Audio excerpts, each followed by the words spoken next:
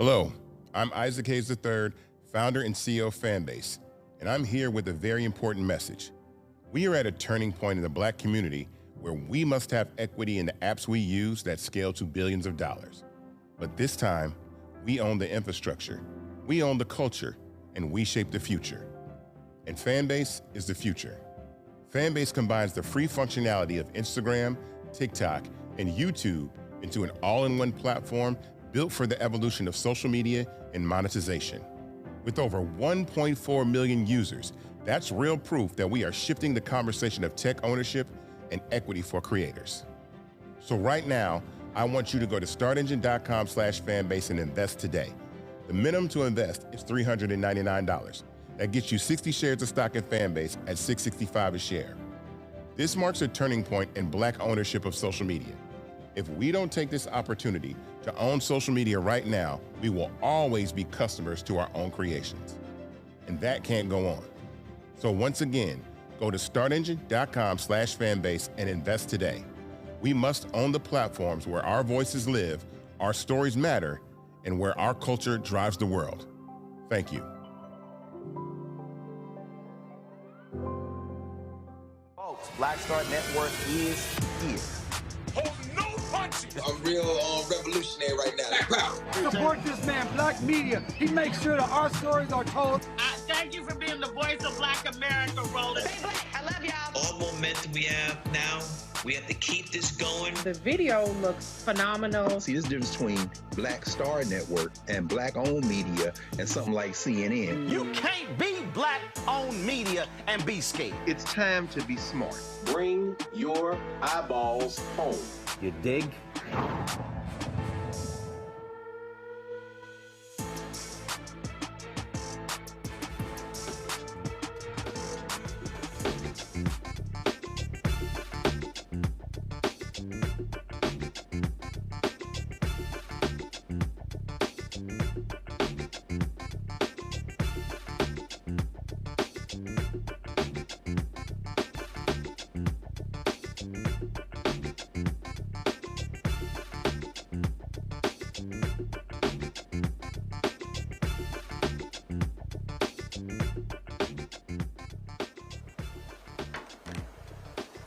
Folks, today's Thursday, September 11th, 2025. Coming up on Roland Martin Unfiltered, streaming live on the Black Star Network. 24 years ago, America and the world was altered when planes crashed into the Twin Towers in New York City. Remembrances took place today in New York City, the Pentagon, also in Pennsylvania. Remembering the day, nearly 3,000 Americans who lost their lives. We'll have a look back on that. 5 HBCUs and Democratic National Committee were investigated after bomb threats were called in. Several of the HBCUs have canceled classes for the remainder of the week. This comes on the heel of the shooting death of right-wing activist Charlie Kirk at a white campus in Utah. Speaking of that, folks, we continue to see the reverberations from that. And African Americans have been, of course, talking about that as well, especially with a lot of the hateful things that have been said about African Americans by Charlie Kirk. Senate Democratic leaders are united in making policy demands to Republicans as they are trying to deal with the, of course, debt of the country. We'll show you what Democratic leaders in the House and the Senate had to say about that today. Also, Texas Congresswoman Jasmine Crockett going hard about the devastating impact or effects of MAGA Republican policies that are starving children. Hashtag we tried to tell you. Also, the State Department says they will actually bar people and revoke visas if they see that any foreign nationals make any public comments about Charlie Kirk. What the hell is that about? And in business news, Paramount Skydance announces they're going to make a major bid or make a bid to buy Warner Discovery, the parent company of CNN. That means that the company that has been bowing to Donald Trump, that already owns CBS, could potentially be owning CNN as well. Yeah, we got lots to talk about when it comes to that. So it's a lot we're going to cover. Also, this racist, white conservative pastor out of Austin, Texas, He says that white parents should give their kids the talk to beware of black people and crime. Wait till I show you what he had to say. It's time to bring the funk on Roland Martin Unfiltered on the Black Star Network. Let's go. He's got it. Whatever the miss, he's on it. Whatever it is, he's got the scoop, the fact, the find. And when it breaks, he's right on time and it's rolling. Best believe he's knowing. Putting it down from sports to news to politics. With entertainment just for kicks, he's rolling. It's on go, roll, roll, y'all. It's Roland Martin, yeah. Rolling with Roland now. He's funk, he's fresh, he's real, the best, you know he's Roland Martin now.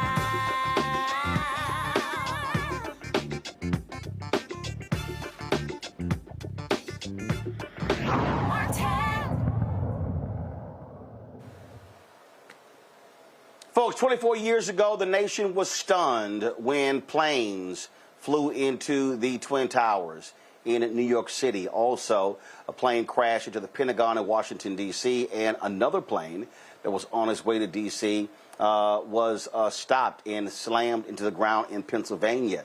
The passengers stopped that from happening, and of course, all aboard that plane died. Nearly 3,000 people in these three attacks perished. Today in New York City, there was a commemoration there and the Pentagon as well. Here is some of what took place in New York City.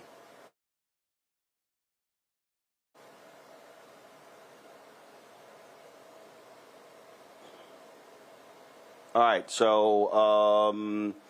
folks. So we'll pull that in a second.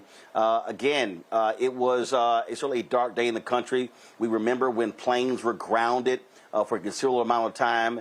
No one knew if more attacks were going to be on the way, and it completely altered our lives. TSA was later created. You had all sorts of security precautions that went into place at football games and baseball stadiums and basketball games. And so much fundamentally changed in the United States on this day 24 years ago. And not only that, so many people, their lives have been impacted. So many people got what is called the 9/11 cancer. In fact, today I was looking at this report where a reporter from Fox News who spent lots of time there on the ground announced that he is dealing with that particular cancer. And so because of the debris and everything along those lines, folks have been dealing with that. So many people have died as a result of what took place on that particular day as a result of that cancer. So, yeah, Fox News' Eric Shawn has a cancer diagnosis stemming from his exposure on September 11th. And so, again, so much took place in this country. I was, of course, at the time running blackamericaweb.com and was immediately put on the Time Journal Morning Show to talk about what took place. And, of course, what took place there led to the Iraq War. And so there have been so many dominoes that have fallen ever since then as a result of what took place on September 11th. And so every year on this day, the remembrances, of course, you have the 9/11 memorials that are there in New York City at the Pentagon, also at that field in Pennsylvania as well. My panel, Dr. Nola Haynes, professor at Georgetown University School of Foreign Service, joining us from D.C., Dr. Greg Carr, Department of Afro-American Studies at Howard University, and Tim Fullerton, he's the host of the Find Out podcast. Glad to have all three of you here. Nola, I want to start with you. The foreign policy implications of what happened on that day have been vast, and here we sit 24 years later, and let's just be honest, our foreign policy was forever changed after that day. Of course, we went into Afghanistan, had to go back into Afghanistan, the killing of Osama bin Laden, the taking down of Iraq, the destabilization of the Middle East with the taking down of Iraq, and Saddam Hussein, later Muammar Gaddafi, and so that day changed a whole lot in this country and in this world. Absolutely. And I'm so happy this is where we're starting. On my show, Nightcap, we've been preparing to do a special 9/11 that's going to air next Tuesday. And the reason why it's important to me, like you said, Roland, being part of the national security and foreign policy community, I wanted to take a little time to talk about what 24 years later looks like in this political landscape. And also, how we're still dealing with the ramifications of it. You named a lot of things, but one thing that has consequences for why we sit here today, there are some that can link us pulling out of Afghanistan to Putin going into Ukraine for the second time, because he felt emboldened, thinking that we didn't have our eye on the prize, so to speak, after we left Afghanistan. So all of these kind of consequences can be traced back to when not only, America changed, but like you said, the world changed. And just today, I interviewed a young woman from who's at Howard University, and her father died of 9/11 related cancer. And she tells her story along with Representative Greg Meeks and a lot of other people in the foreign policy and national security community. And I'm going to take a little time to really just tell that story about all the different moments, like you named, from Iraq to Afghanistan. Why didn't the killing of Osama bin Laden end it, right? To Islamophobia, what New York was like at that time, what the rest of the country was like at that time. And we are still dealing with the fallout of that. And one of my experts even talk about the relationship between 9/11 and how we are dealing with political violence today. And I know that we're going to talk about that a little later on, but you can connect the dots in various places and can find a relationship to 9/11. So today is a somber day for many reasons, because it's not just about that day. It is about 24 years later and still dealing with the fallout. And on that point, we talk about so much foreign policy-wise, Greg. We could just go on and on and on. Again, the lives lost, the hundreds of thousands of lives lost in Iraq, U.S. service soldiers, PTSD, soldiers coming back, the constant tours of duty in Iraq and Afghanistan. Again, going into Afghanistan, defeating the Taliban. Taliban later getting back in control. We could just go on and on and on. And the billions upon billions, more than $1 trillion of American taxpayer dollars spent as well in the aftermath of what took place on 9/11. Absolutely. Fascism never misses an opportunity to make some hay out of disaster. I've seen young people, including some of my students who were not born 24 years ago, who say that, in fact, one student, they said that was the last time that we were all together as a country. And I got a little sad when I heard him say that, because this isn't a nation. The nativism, the hyper-patriotism congealed around an agenda that we are still paying the price for, as you said, to the tune of billions of dollars. The warmongers, the Donald Rumsfelds, the Dick Cheneys, the hapless George W. Bush, used really as a signing pen. Remember, this is what gave birth to the Patriot Act. And then this is what gave birth the following year to the Department of Homeland Security. And then the year after that, 2003, ICE. So talk about ramifications, talk about ginning up fear and fear-mongering.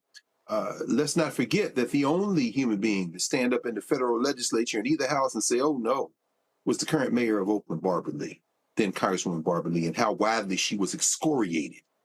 And of course, going into Afghanistan is one thing, but hey, Donald Rumsfeld, let's not miss this opportunity. Remember Colin Powell shaking a vial of chalk dust, claiming it was yellow cake, and the next thing you know, we're in Iraq forever.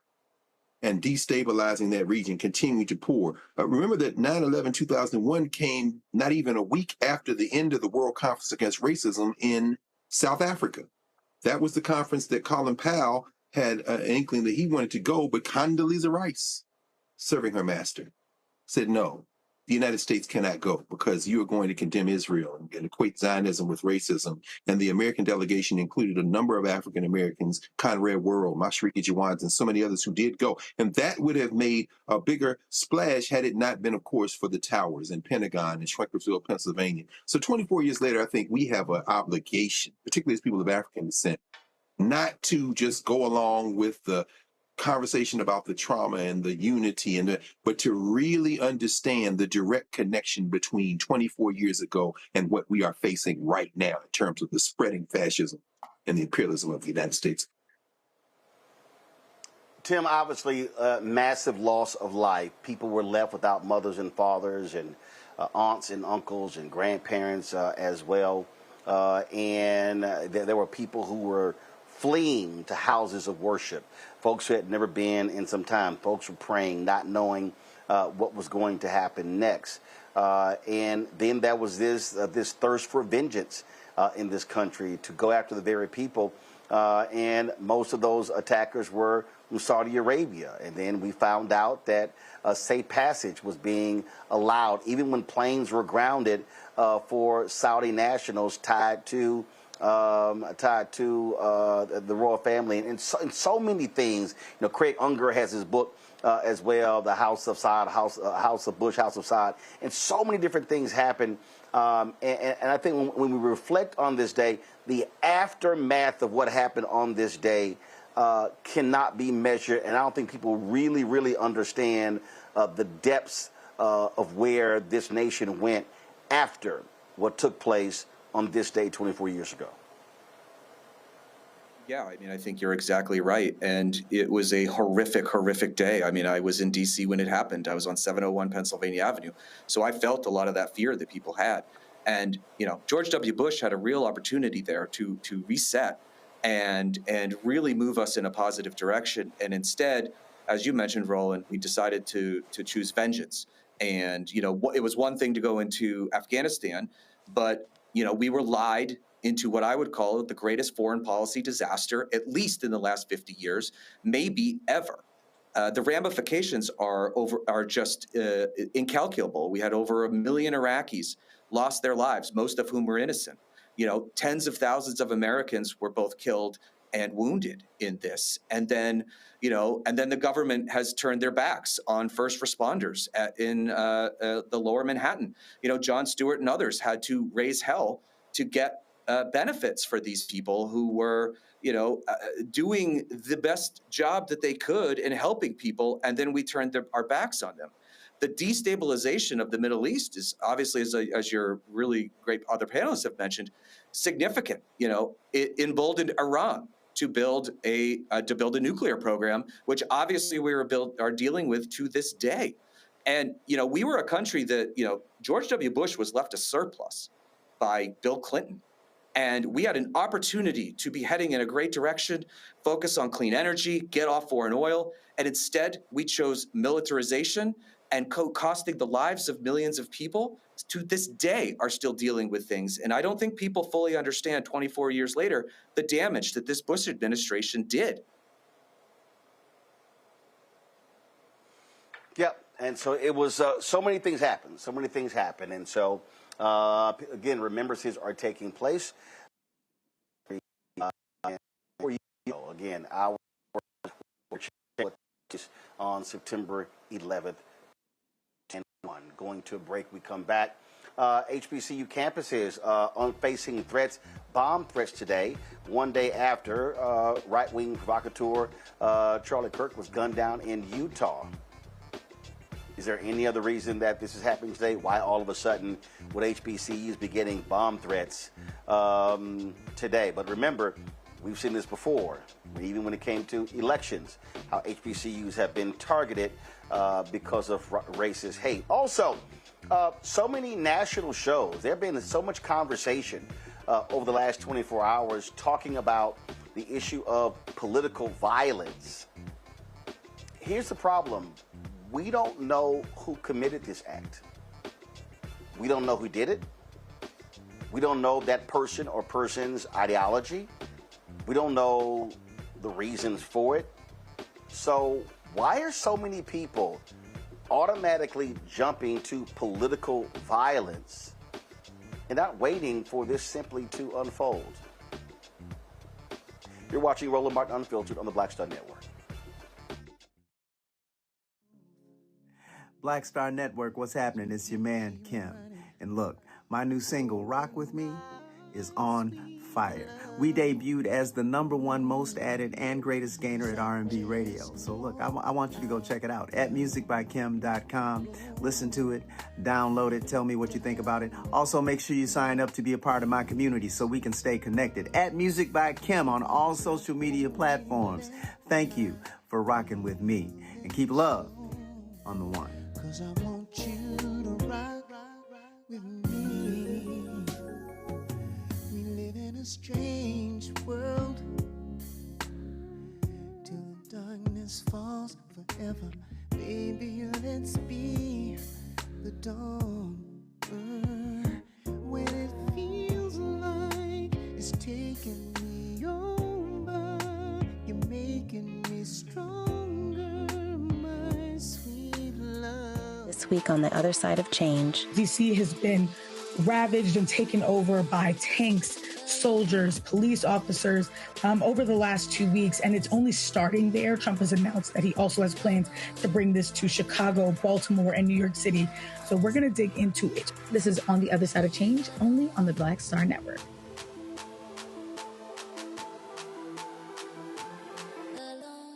Bruce Smith, creator and executive producer of The Proud Family, Louder and Prouder, and you're watching Roland Martin Unfiltered.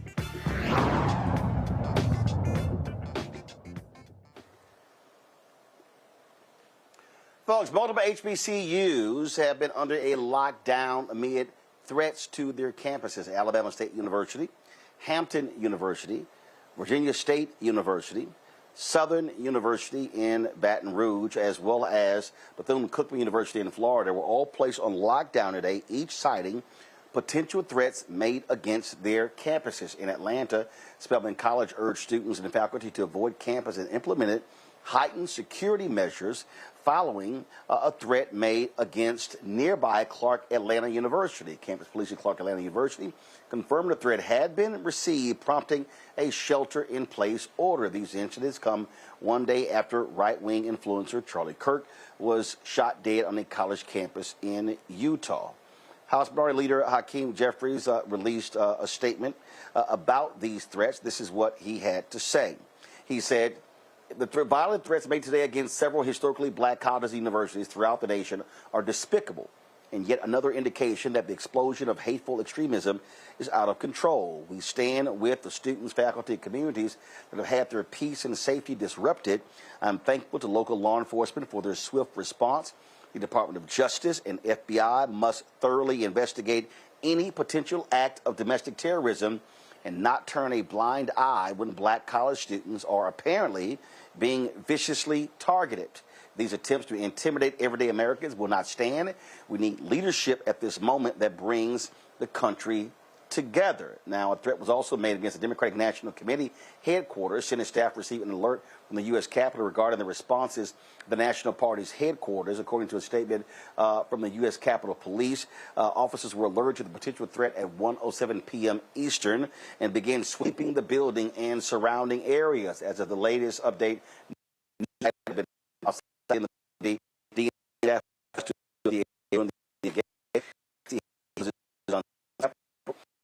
Southwest D.C. A DNC spokesperson confirmed that the incident was determined to be a non-credible bomb threat. Now, keep in mind, the DNC headquarters also, they still have not found the person who placed those pipe bombs outside of the DNC headquarters in January of 2021. I want to go to my panel. Greg, I want to start with you. You're a professor at Howard University. Give us a sense of what it felt like on that campus today. Howard was not one of those schools that were impacted. But the thing here, I mean, what does it say that after this day, HBCUs were targeted? I mean, the reality is, in this climate we're in this anti-black climate, HBCUs are a huge target for racists in America. Roland, I'm trying to pick my words carefully here. When the first reports began to filter out earlier today, I went to several of my group chats because, of course, I have colleagues at every one of those campuses and most of the HBCUs, and of course, those students from most of them. And the reports I got back, some were sheltering in place, like Clark. Students at Spelman were locked down for about an hour next door. Morehouse, of course, got a report back, and we were in conversation. And the general sentiment was this: you're not going to intimidate us, and you're not going to scare us. These white nationalists are at war with each other. They've been at war with each other since they left Europe 500 years ago. They are, in moments like this, when they're desperate, in moments like this, they get more and more absurd. And we get pulled into this violence. This is not a nation. It is a country with a lot of different people in it. And if you want to go look for people who are killing people, the last place you should look is historically Black colleges and universities. And if you think a few phone calls and some emails that will be taken seriously, of course, but if you think for a minute that that's going to stop us, you know what I did today, Roland? After I checked on my people, and as I was checking on my people, I went to teach my classes. That's what I did.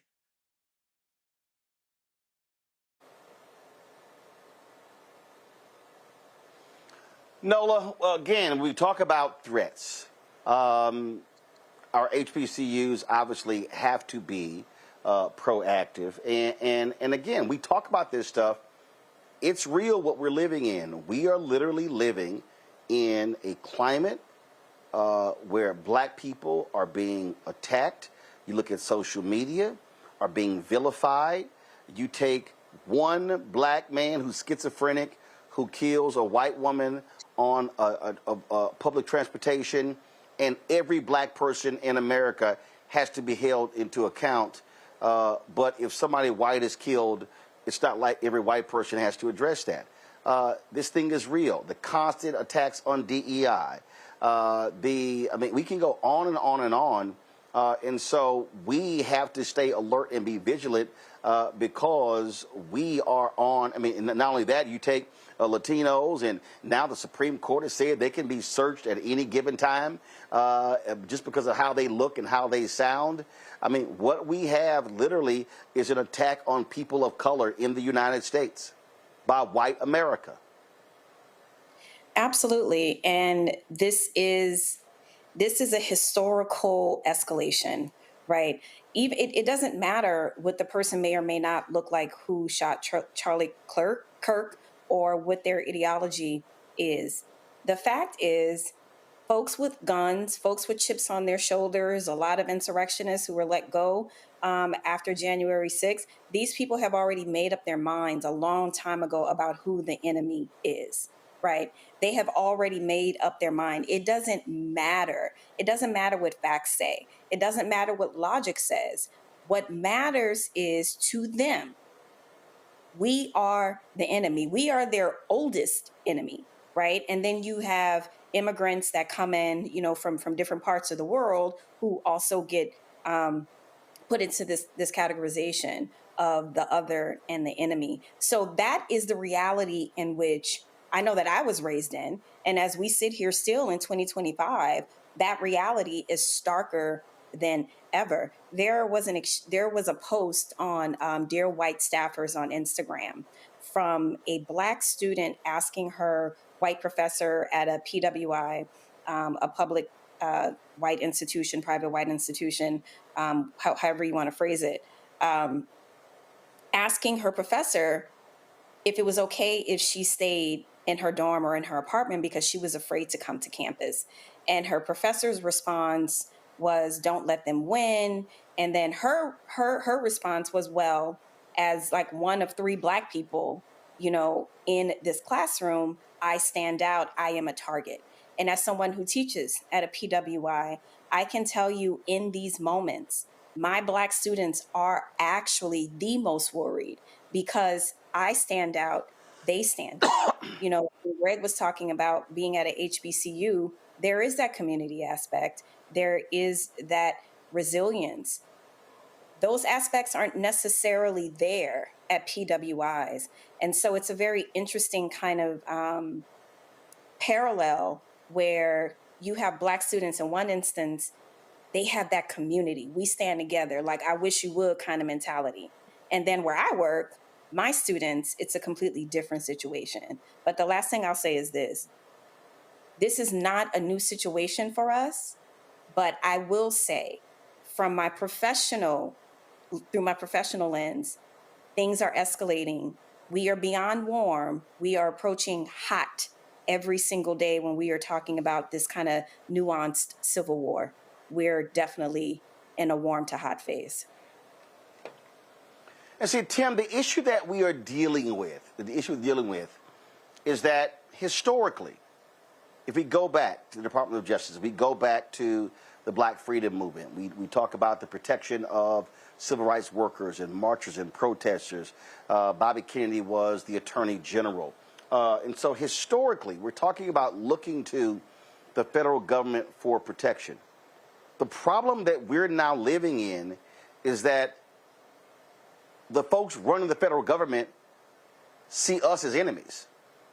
And the American people, especially Black people, do not have the trust in the Department of Justice, the trust in U.S. Marshals, the trust in federal law enforcement.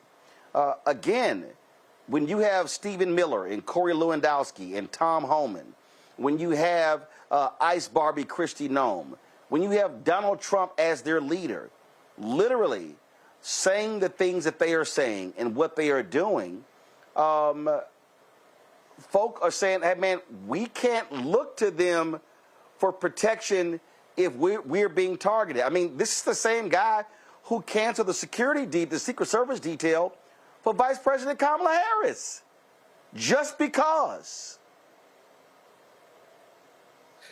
Yes. I mean, to be perfectly honest, I am not surprised about the bomb threats today, based on what Donald Trump and his administration and MAGA talks about on a daily basis. You guys are correct. They other people, and they create this right-wing media ecosystem where they're only pumped full of this racist nonsense, and they end up believing it at the end of the day. I don't think if I was a Black American, I would not trust the Department of Justice. They gutted the Office of Civil Rights. I mean, Jeanine Pirro, who is now the acting district attorney or whatever of D.C., is saying she's not going to prosecute people who are open carrying. Well, that's a signal to white America. That is not a signal to Black America. Let's be very clear. And it is dangerous rhetoric like this that is putting us in the situation that we are in.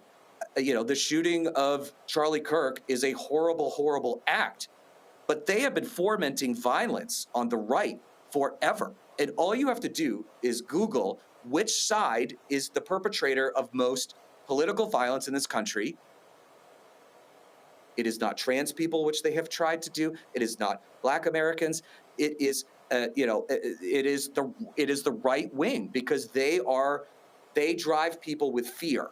And fear delivers for them electorally.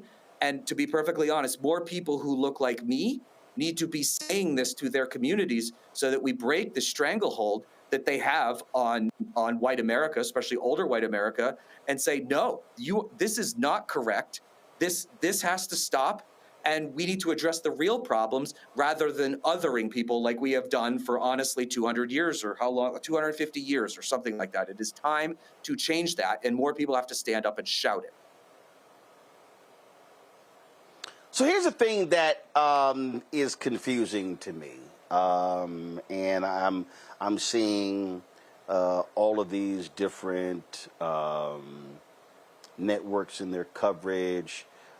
Time Magazine, let me see, I saw it, I sent to some people yesterday. Time Magazine put a cover, Enough, the Killing of Charlie Kirk and the Epidemic of American Political Violence. And it goes on and on and on. Here's the problem that I have here, Tim. No one knows what the hell they're talking about. Now, assumptions obviously are being made. Assumptions are being made because he kicked off whatever this tour at Utah, this university in Utah, okay? But to me, it is journalistic malpractice and you're seeing journalistic malpractice to start assigning reasons behind what happened yesterday when you don't know what the reasons are. Folks, you have no suspect or suspects. FBI puts a photo out. You've got no manifest. You've got nothing. An early report by the Wall Street Journal about these anti-fascist transgender markings on the inside of the rifle. 20 minutes later, the ATF was like, hey, time out. We haven't checked any of this out. So all of a sudden, and so you're seeing this whole deal. And what I have been saying to people is, shut up. Shut up. You literally don't know what you're talking about. And I just think that when people jump to conclusions, we've seen this before in other stories, when something happens and then it's like, oh, we found out later what the truth was. You don't know. There's nothing wrong with just shutting up and letting law enforcement do what they do. I believe that what you have seen in the last 24 hours with the ramping up of all of this are folk wanting to jump to conclusions. It does not serve anybody to jump to a conclusion. And even Donald Trump did the exact same thing. And this is the problem. When you heighten these things, how about actually waiting for real information? Is it that hard? For a normal, sane person, no, it is not hard. But the reality is that the Republican Party takes their marching orders from Donald Trump. And he sat in the Oval Office yesterday, I believe, behind the Resolute desk and blamed Democrats for this shooting. And like you said, Roland, we don't know who this person is. The same thing happened last year with the assassination attempt of Donald Trump. Right-wing media immediately jumped on the fact, and they said this was clearly a Democrat, this was left-wing violence. And what did we find out later? This guy was a mentally disturbed Republican. And I think that there is a lesson here that I don't think the media is getting, and I don't think people online are getting, is that a lot of times, and when you are fermenting this type of rage on the right, you're radicalizing people with mental illness who may just lash out at you. We don't know, but I have not said any of that. I have not said it was a Republican or a Democrat, and I think more people need to take a breath. And there's such a need on the right to weaponize all of these things for political gain, and it's disgusting. And sadly, a lot of the media has been going along with it. We simply don't know who this guy is, and we don't know what his agenda is. He made some mistakes, so hopefully we will be able to find him. But until then, anybody who is claiming that this is a left or a right problem is full of it, and it really should be ashamed of themselves. And see what this does, Nola. It fires people up. It gets them all hyped. You've got Jesse Waters on Fox News declaring there's going to be retribution, all this sort of stuff. You don't even know what the hell you're talking about. And so we often talk about police, how they should de-escalate. This is where a lot of these media people should shut the hell up as well. To me, it's utterly ridiculous. You know nothing. You literally know nothing about what happened, the reason behind it. Nothing. Not a little bit, not some. Nola, literally nothing. Roland, you are still operating as a professional. We all know that professionalism, facts, and logic no longer exist on this timeline. I want to say, two things. I want to say something from through my national security lens, what I see there, and then also from a comms and media perspective in this kind of new media ecosystem where it's rapid response and it's very hard to fact check and to get things correct because you're trying to beat the algorithm, right? You're trying to ride that wave. But from a national security perspective, first of all, to automatically go to, it's the left, it's liberals, blaming Black people. We are the perpetual enemy. It doesn't matter what we do or what we don't do. I want people to first understand the demographics in Utah, because this happened in Utah, where there's under 2% of Black people that live in Utah, first and foremost, right? So if there's a Black person perched somewhere with some sort of rifle or some sort of weapon, they will probably stand out. First, let's start there. Secondly, to your point, we don't know anything. So why 2.5 seconds after Charlie Kirk was shot, before he was announced dead, that corporate media, right-wing media, was blaming the left, blaming the liberals? This is dangerous, and it's also strategic. To what end, some people may say? It's exactly this, right? It's the fear on HBCU campuses. It's all the rage baiting that's happened and all the videos and the clips that you're seeing. It's the rapid response. It's the kind of spike in the algorithm. I personally believe that too many people have already bought into this kind of this belief that this is the right way the country should be heading in terms of this is how white people get this country back. It doesn't matter if it's true. It doesn't matter if it's facts. It's about scaring people. It is about terrorizing people. As we sit here today on the 24th anniversary of 9/11, it is about terrorizing people. And that is what is happening. People are traumatized and terrorized, and that is the end goal. That is what's in the toolkit of fascism and totalitarianism, period. What I say to people is be quiet. When you know nothing, don't just make up stuff, Greg. But we know there's a cable news system now with social media, and now people just, it's like not even forget a news cycle. News cycles don't even exist anymore. We literally are living on not even hour by hour, minute by minute, it's second by second. And I just wish a lot of people would just shut the hell up, because you don't know what the hell you're talking about. So if somebody asks me, what do you think? There's nothing to think. You don't know. Well, I mean, the scientists tell us, don't they, brother, that nature abhors a vacuum. And I agree with everything Dr. Haynes just said. Nolan, as you were talking about earlier, being at the White College campus, my heart goes out to you, because I absolutely, I went to Temple, went to Ohio State after that Tennessee State. And even while I work at HBCU, I know exactly what it's like to be in a sea of whiteness and with your head on a swivel. So I can't express the depth of feeling that I have for that. And so that's a very real thing. I agree with you 100%. The objective of these fascists is not de-escalation, but escalation. These small-minded folk, they have no morals, they have no ethics. All they want is power. And, they are, and I'll agree with you, Tim, they're taking the directions of Donald Trump, but they were primed to take those directions by Newt Gingrich, by Barry Goldwater, George Wallace, Richard Nixon, Lee Atwater, Roger Stone. I mean, in other words, this is the trajectory. There isn't a left and a right. There's fascism and anti-fascism at this point. And being quiet is not an option, because our silence is filled in the void with the Laura Loomers. Charlie Kirk, God bless Charlie Kirk, God bless his family, God bless them all. I have nothing to say about Charlie Kirk. He's not relevant to me. He wasn't relevant yesterday. He's not relevant today. He won't be relevant tomorrow.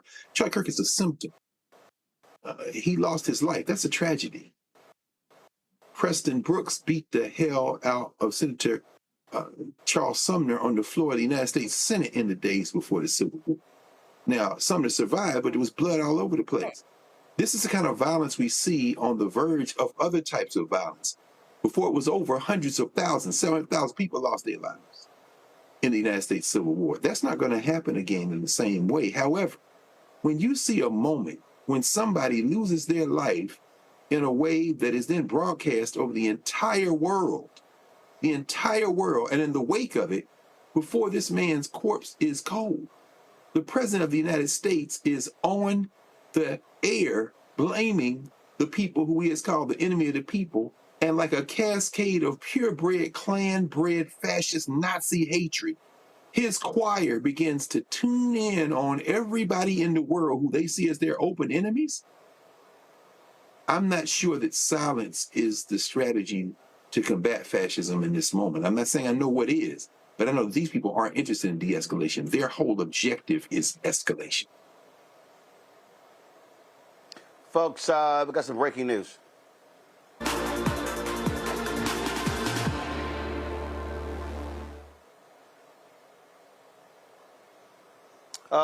News reports are coming in.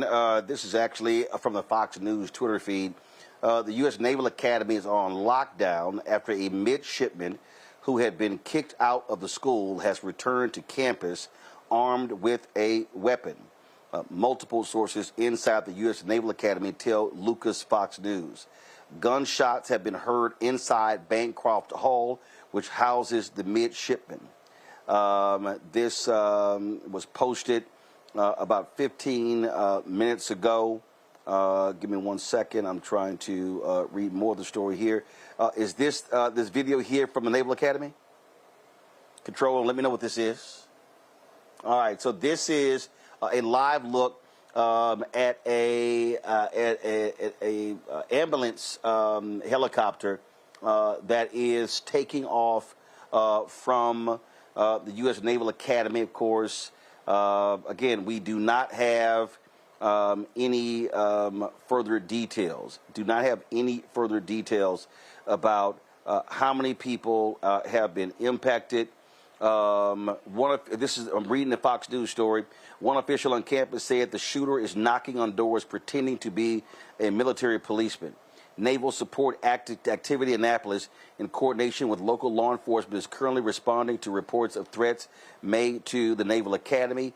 NSAA PAO Lieutenant Nawi Lamar told Fox News the base is on lockdown out of an abundance of caution. This is a developing situation, and we will provide updates as they become available. And so, again, this is a live look here of the U.S. Naval Academy. And, again, just moments ago, we saw this helicopter, this ambulance helicopter taking off from the grounds there. And we don't know exactly. Is this now? Is this another helicopter that's landing? All right, so this is so we showed you where they had one helicopter that was taking off. Now we have another helicopter that is landing, and so let's see what happens here. What exactly are they doing? It looks like they are positioning to land, and we'll need to see if they're going to be transporting anyone to that helicopter. So this is happening live right now, folks, at the Naval Academy. At the Naval Academy, you see the helicopters now touch down. Again, an active shooter reported at the U.S. Naval Academy in Annapolis, Maryland. Multiple injuries have been reported. There's a massive police presence surrounding this facility, and again, this has been coming down in the past 30 to 40 minutes. 2 Maryland State Police medevac helicopters landed moments ago. Now, according to a reporter here, says no active threat at this time, but we just give me 1 second. I'm actually reading different reports. The city of Annapolis put out a statement from USNA Naval Support Activity Annapolis in coordination with local law enforcement is currently responding to reports of threats made to the Naval Academy. And so we are, again, let's see here. This is a statement released moments ago, about 10 minutes ago, from the office of Governor Wes Moore. In working with local, state, I'm working with local, state, and federal law enforcement authorities. There is currently no credible threat to the Naval Academy. That was a statement coming from Governor Wes Moore about 10 minutes ago. Again, we do not have any info on the status of those who have been impacted. Some reports are saying that 3 were shot. The shooter's been captured or killed. That has not been confirmed as well. And keep in mind, Tim, just yesterday, in addition to the Charlie Kirk shooting in Utah, there was 3 people were shot on a high school campus in Colorado as well. And the reality is, we're living in a time where in this country we have an epidemic of gun violence. The facts are facts. When you look at other industrialized nations, there's no nation that comes close to the United States when it comes to gun violence. No campus is safe or a buffer zone from gun violence. If more guns kept us safer, we would be the safest country on earth. We are not even close. We can't even get universal background checks on all gun sales. And I don't know if a lot of people know this, but in roughly 30 states, you can buy a gun in a private sale with never passing a background check. And we have to place the blame squarely where it deserves to be, which is the Republican Party, which is basically an extension of the NRA. They won't even let us do that. They won't let us close other loopholes. The loophole that allowed the white supremacists to kill those, I believe, 9 or 10 churchgoers in South Carolina 10 years ago. We don't do anything to limit assault weapons. We had an assault weapons ban for 10 years. You could see the spike in mass shootings once that expired under George W. Bush. There are simple things that we can do to solve this problem, but Republicans would rather say, look at the horribleness of Chicago or look at the horribleness of DC, when the reality is gun violence is worse in red states than it is in blue states. States with weaker gun laws have more gun crime. And they would rather demonize the Black community, the Latino community, trans people, than to actually address a problem, because the fear works, and same with the other stuff. It works to feed their base because they know they're losing on policy issues. They know they're losing on healthcare. They know they're losing on how to run the government. They know they're losing on foreign policy, all of these things. So they have to do this, play this game, and they are willing to put lives on the line in order to get what they want. And it is disgusting and it is shameful. And we have to come together as a society and find some solutions to this, because this is madness that we lose 33,000 Americans every year to gun deaths. And here's the thing here, Nola. What do you often hear come from Republicans who defend this? They talk about the need to put guns in the hand of the good guys. This is the U.S. Naval Academy. Lots of security, lots of guns on that campus, and there still has been a mass shooting. Absolutely. We've never been a well country, in terms of our mental health, our spiritual health. We've never been a well country. I would love for someone to do research on COVID and its relationship to the escalation in gun violence. I think that, I don't know the situation here. I'm not specifically talking about what's happening at the Naval Academy. And then also there was at UMass Boston, there was a shooting situation there. Apparently there's no threat, but I mean, multiple things have happened today. We are not a well country. The fact that we put the life, we are honoring someone who definitely was divisive, at the least, over dead children. That tells you all you need to know about our country and our priorities. And, you know, the Black boogeyman works. It's always worked. Nola, hold on one second. This is this live look here. This is one of the shooting victims being transported to the medevac helicopter. Is being loaded onto the helicopter. Again, earlier we saw one helicopter taking off. We do not know how many people were on that helicopter, but we do see this is video out of a live look out of the U.S. Naval Academy, where lockdown's in place, where there's been a mass shooting, and we see a victim being taken to the medevac helicopter. Not sure whether the helicopter, what hospital they're going to, but this is the second state police medevac helicopter that's been on the grounds there. Nola, go ahead.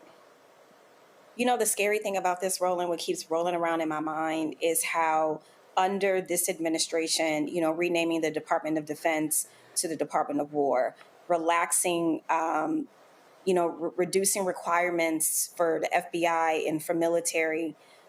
Again, we are not a well country, and you are putting guns in the hands of many unwell people. And what is going to happen when the requirements are lowered? There are little to no background checks, and you are training people to be killing machines. What is that going to mean? This is something that I am incredibly worried about. And again, these facts and these realities don't matter, because it's easier to send the military and agents here to DC because of some teenagers in Navy Yard versus the gun epidemic in this country. There's real data. There are real families that are impacted. This is a real problem, and it is going to get out of control. There is no way to rein this in outside of stricter gun law policies, period. But the reality, Greg, we know exactly the NRA has a stranglehold on the Republican Party. They will shut it down nationally. They will shut it down on the state level. A lot of people thought that the one moment to actually deal with gun control in this country was when those little kids at Sandy Hook were gunned down. Even that didn't do it for the GOP. No. And again, the GOP is the delivery system. But what courses through the GOP now? What at one time coursed through the Democrats a century, not even recent. It's white nationalism. So we use GOP, but they're a delivery system for something that is in the DNA of this country. I don't say we when it comes to the United States of America. I say the United States of America. I'm a citizen. I was born here. My people went through captivity here, and their people were trafficked. They did not go to captivity. The United States, like every country in the history of the world, will go, perhaps even being hastened by the moment that we're in right now. After all, the Civil War ain't that long ago. African people have tried, along with others of goodwill, to build something different than what this place was designed to be, which was a criminal enterprise based on colonialism and labor theft and brutality and violence. And every time we have all tried to do that, that nasty thing in its DNA has risen up like an immune system to defend itself. What we're seeing right now is not an aberration. It is as thoroughly American as anything in the history of this collection of settler colonies turned into a settler state. It's important to understand the martial language involved here. War. Steve Bannon today, ranting from his Capitol Hill enclave, said that Charlie Kirk is a casualty of war. We are at war. The language is war. Of course, only Congress can change the name of the Department of Defense, but it doesn't stop the nasty little men like Russell Vogt or the head of the Heritage Foundation, Kevin Roberts, and the rest of these ideologues, like last Thursday, when you played the Senator Schmidt out of Missouri. They are at war, and they have real enemies. The real enemies is anyone who they see that could threaten their grip on power.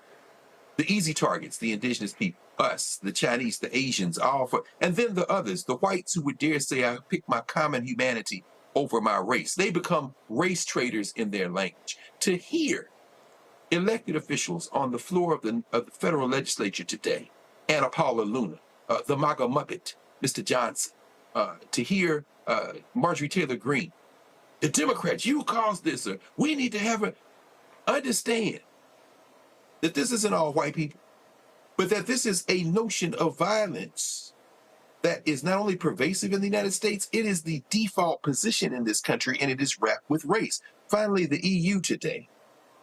We saw in Strasbourg, the European Parliament President, Roberta Metsola, rejected these right-wingers who tried to hold a moment of silence for Charlie Kirk. They tried a couple of times. Charlie Weimer's tried from the right-wing European Conservatives and Reformists Party. And they were like, we need to have a woman. No. And the EU Parliament erupted with protest. Why? Because people in the world know fascism when they see it. And then nobody knows fascism better than the Europeans when it comes to European-style fascism, because they lived through 2 world wars. And what we are seeing right now is a war in the mind of those who have declared war on all of us. And nobody is safe until we rise up, seize political power, and end this. This has to be ended through the political process, because these people are not putting up their guns. They see themselves through the Second Amendment as the well-armed militia. Every last one of them in their minds is the deputy police. And you got a madman sitting in public housing at 1600 Pennsylvania Avenue who is saying, I'm going to make you the deputy police, even as I unleash my secret police. Come on, let me give you $100,000 a year. Put a mask on your face and snatch somebody. This is our time. The question is, what are we going to do about it? Folks, hold tight 1 second. We come back. I will have the Crockett Chronicles, where Congresswoman Jasmine Crockett goes hard after MAGA for their plans to literally cut food subsidies for children. Folks, you're watching Roland Martin Unfiltered on the Black Star Network. Don't forget to support the work that we do. Join the Bring the Funk fan club. Our goal is to raise $1 million between now and December 31st of this year. This will fund our efforts to be able to travel across this country to tell the stories that need to be told. If you want to support us for Cash App, use the Stripe QR code. You see it right here as well. And, of course, you can use that for credit cards as well. PayPal is R Martin Unfiltered. Venmo is RM Unfiltered. Zelle, Roland at RolandSMartin.com. Roland at RolandMartinUnfiltered.com. Make checks payable to Roland Martin Unfiltered, P.O. Box 57196, Washington, D.C. 2003 7-0196. Back in a moment.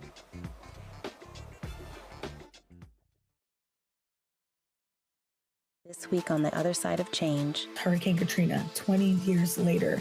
Cannot believe that it's been more than 20 years since we saw Black people and Black communities across New Orleans and the South being failed by our government. But it's a harrowing lesson. We're going to unpack how race and class intersect in ways and how we need to talk about this government doing more for our communities.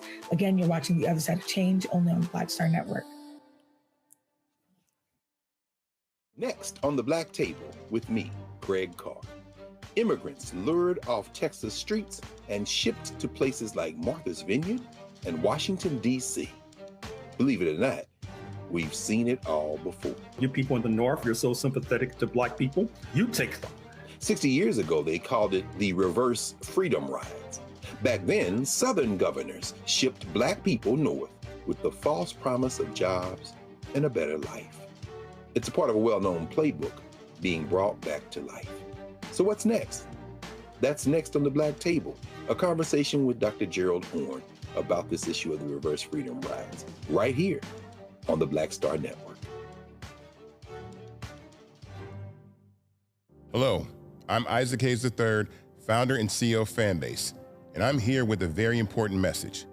We are at a turning point in the Black community where we must have equity in the apps we use that scale to billions of dollars. But this time, we own the infrastructure, we own the culture, and we shape the future. And Fanbase is the future. Fanbase combines the free functionality of Instagram, TikTok, and YouTube into an all-in-one platform built for the evolution of social media and monetization. With over 1.4 million users, that's real proof that we are shifting the conversation of tech ownership and equity for creators. So right now, I want you to go to startengine.com/fanbase and invest today. The minimum to invest is $399. That gets you 60 shares of stock in Fanbase at $665 a share. This marks a turning point in Black ownership of social media. If we don't take this opportunity to own social media right now, we will always be customers to our own creations. And that can't go on. So once again, go to startengine.com/fanbase and invest today. We must own the platforms where our voices live, our stories matter, and where our culture drives the world. Thank you. Hey, what's up? It's Sammy Roman. Hey, it's John Murray, the executive producer of the new Sherry Shepherd Talk Show. It's me, Sherry Shepherd, and you know what you're watching, Roland Martin Unfiltered.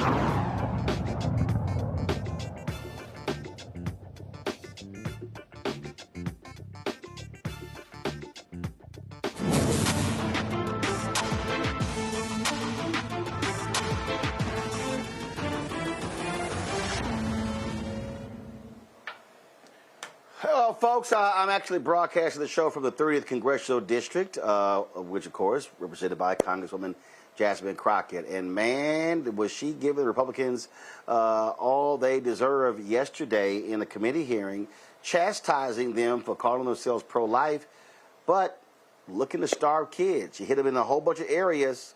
Roll it.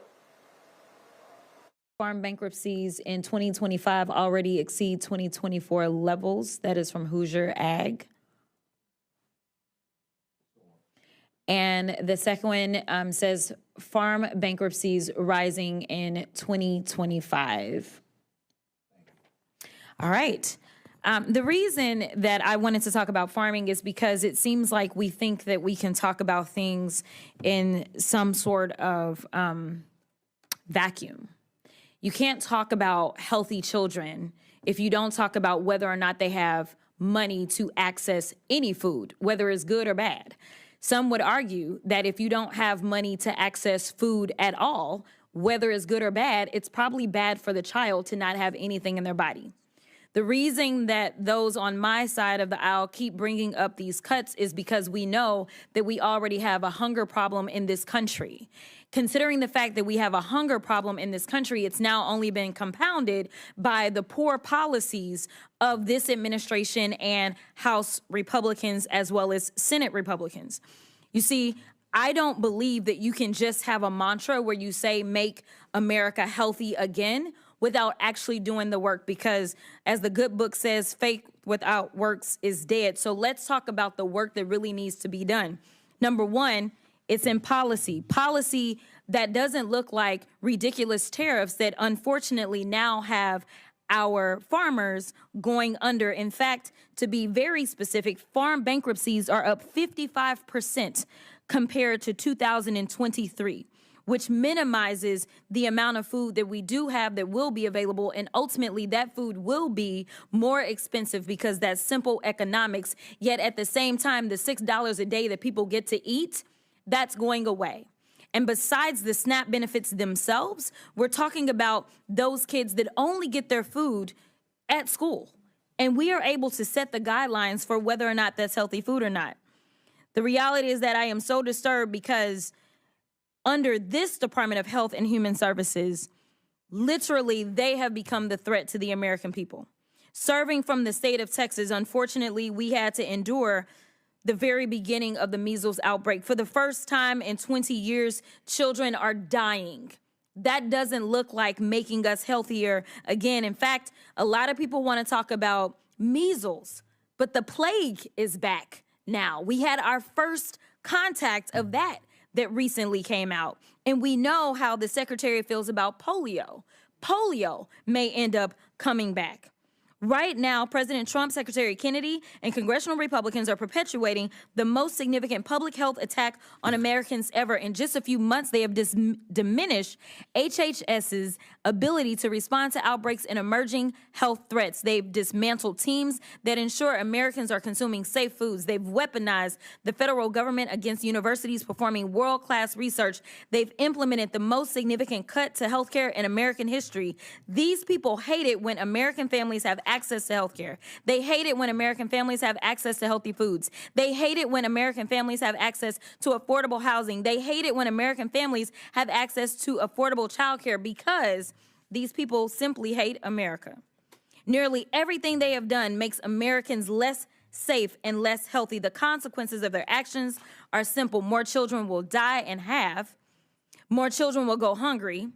More children will live in extreme poverty. More children living with disabilities will lose access to school-based therapies and services. So, Dr. Fink, you're here to rubber stamp this agenda, an agenda that's so unpopular the Republicans are deciding to cheat in next year's elections. But nevertheless, let's talk about it. Dr. Fink, in 2021, you provided a presentation at the University of North Texas Health Speakers Bureau titled Women's Health. Do you remember that, yes or no? Yes, I do.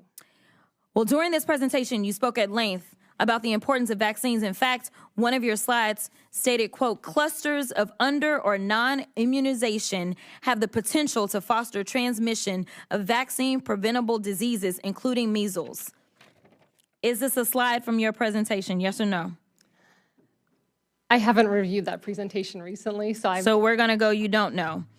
You work under someone who has become the face of the anti-vax movement. So who's right, you or the secretary?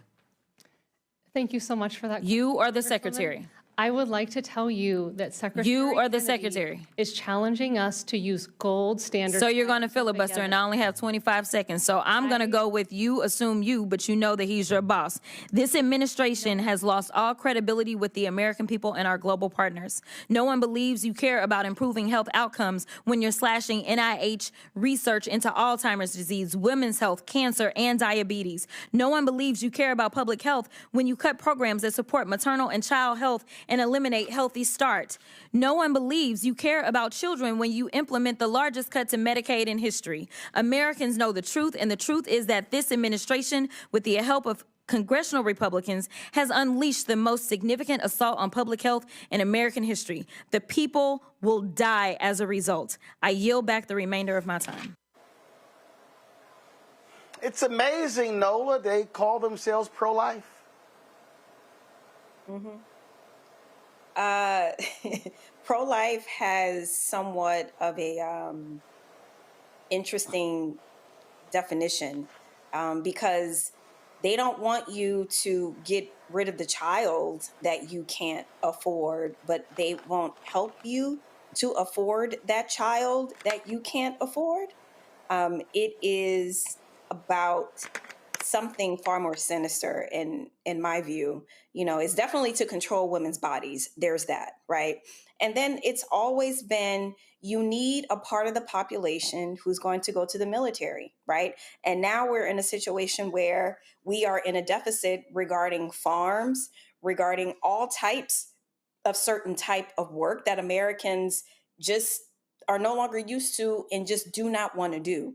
So it is one situation where white folks are concerned with the dwindling population of white births, you know, for a different set of reasons why they are concerned with births from Black folks, brown folks, you know, Asian folks, because the way in which this country is turning is they want people in certain labor industries as they are deporting communities of people who have been doing that work for a long time. So where are you going to get farm hands? Where are you going to get factory workers? Where are you going to get people to join the military? So in my view, this is far more sinister.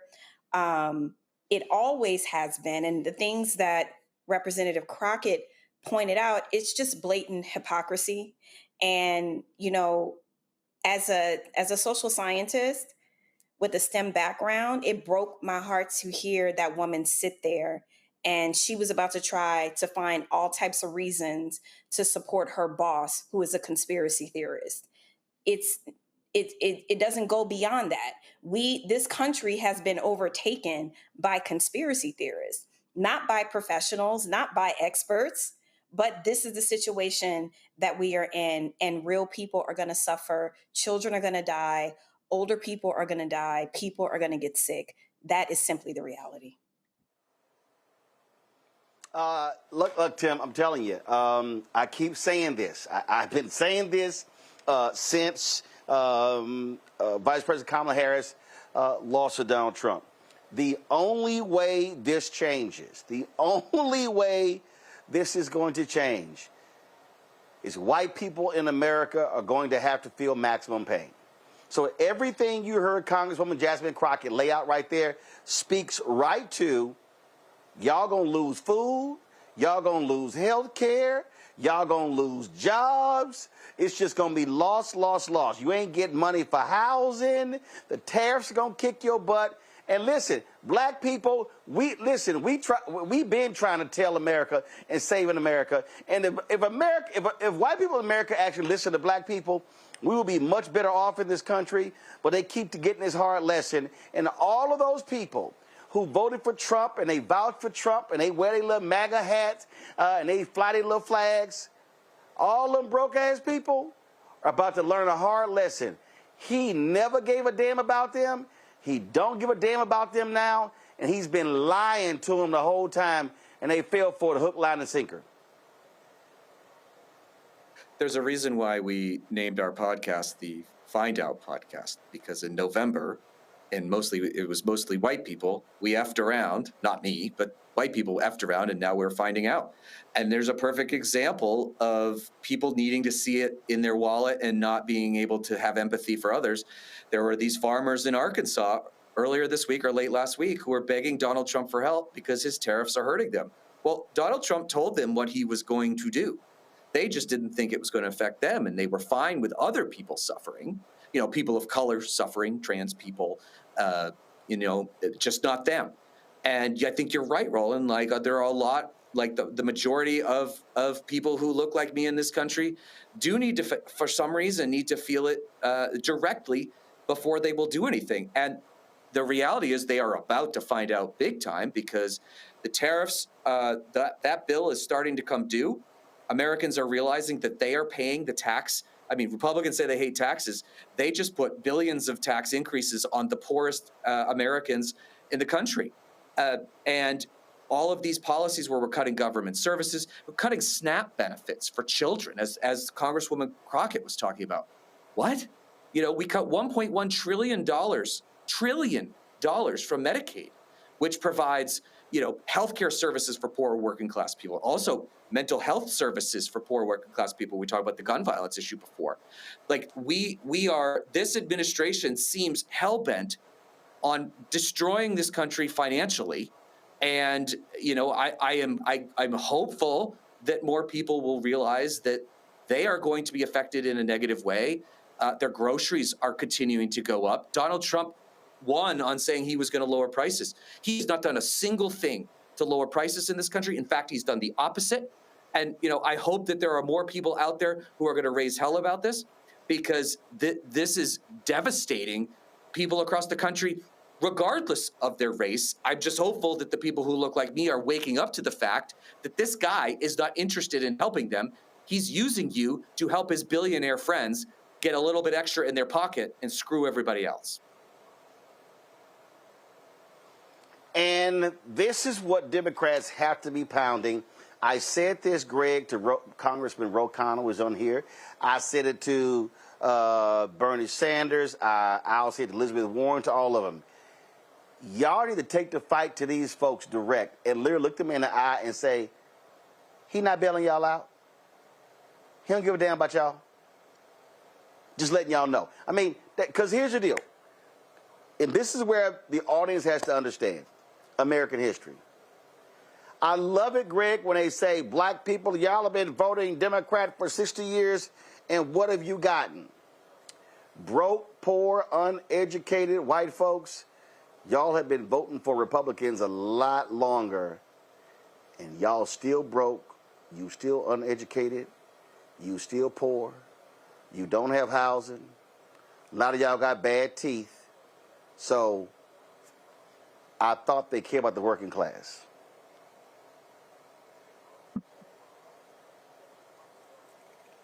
Well, that's not true, Roland. Well, of course, I know you being facetious, and it'll be funny if there weren't so much pain and death Bernie Sanders is in Chicago today. I watched a little bit of the live stream. It's interesting because he's out there fighting this resist oligarchy tour. Looks like Trump might meet again with Eric Adams to try to get him out the race, but Mamdani gonna win that race. But what we really have is chaos theory. You have a lot of different actors with a lot of different interests who have congealed around the delivery system that is the most consistent political ideology in the history of the United States of America, white supremacy. And you have an addled, mentally unstable delivery system at the top of this, a signing pen named Donald John Trump, who will say anything. Now, this is the thing I will give him complete full credit for. He is, because he's a product of it, down to his funky little DNA, he is deeply in tune with the spirit of white supremacy. He was bred in it. His father was part of it. His family is part of it. So he understands how to tap into that visceral hatred and fear that animates his electorate. When you combine that with voter suppression, when you combine that with apathy and people don't come out to vote, you can get close enough to a margin to win elections, federal elections. You combine that with gerrymandering, the political interests that Alec has helped pioneer, and, you know, this red state thing that they put together a few years ago to begin to capture state legislatures. And you have a delivery system where you've captured the federal apparatus and enough of the state apparatus to push your agenda. Now, what is that agenda? There is no one agenda, and that's the problem. You've got religious zealots hiding under the umbrella of policymaking. Like I said, Russell Vogt, Kevin Roberts, you know, these are religious zealots. That's what they are. When you read them, when you hear them. Then you have the oligarchs who want to make all the money possible, who want to crack the United States down to its marrow and extract whatever value they can before moving on. And in a global sense, you know, the Peter Thiels and the Elon Musks and others. And then you've got the agents of chaos. As Michael Caine said in Batman, some men just want to see the world burn. You've got them, but they all congealed under the grand old party, under the delivery system of the Republicans. You've got a madman, as Jasmine Crockett kind of rehearsed there, named Bobby Kennedy, as you say, Nolan, not only a dilettante, he's an idiot, a longtime addict who now has in his mind, he said, I have a wish list. This is everything I've dreamed for. That little 20-page report they put out early last week or early this week, that MAGA report, Make America Healthy Again. When you look at it, he's targeting poor diet. Okay, we can agree with that. Additives and fluoride, understand all that. But here's the problem. As you heard Congresswoman Crockett say, you're now you've collided against another interest, the billionaires who have raided our public dollars, and as a result, people don't have the money to get a diet of any kind, poor or otherwise. Then you say that you want to, that people are over-medicated and you want to deal with chemical exposure. Fine. But guess what? You're deregulating everything, and at the same time, you're loosing all of these viruses and all these diseases back because the people who vote for you don't study, have no sense, think somehow they're going to be immune, and if they pray to that Jesus they have in their mind, they will be healed. Then you got a problem. But finally, when you read that little 20-page report, which is basically a bunch of bullets, the third one is the one that should scare the hell out of us. You know, the number one cause of death among children and teens? Guns. The report says nothing about that because you're the wholly owned subsidiary of the National Rifle Association, because your votes count on getting white NASA's ginned up because you've put the Second Amendment in their minds and hearts as the battery in their souls to say, at some point, we've got to kill all the blacks, kill all the Indians, and maybe even kill all the women. And that kind of chaos can be destroyed if enough of us get together, organize, and express ourselves in the voting booth. We can roll a great deal of this back in the matter of the next few months. These special elections that are being won all over the country, the midterms coming up next year, this is the time to get off the damn bench and get in the game, because these chaos agents right here don't have a coherent plan, but the result will be the implosion of this polity. All right, folks, hold tight 1 second. We come back. Wall Street Journal is reporting that Paramount Skydance is likely going to put in a massive bid to buy Warner Discovery. That's the parent company of CNN. I keep telling y'all, media is critically important to impact the minds of the masses, and that's what the right wing is doing. We're gonna break that down next. Roland Martin Unfiltered on the Black Star Network.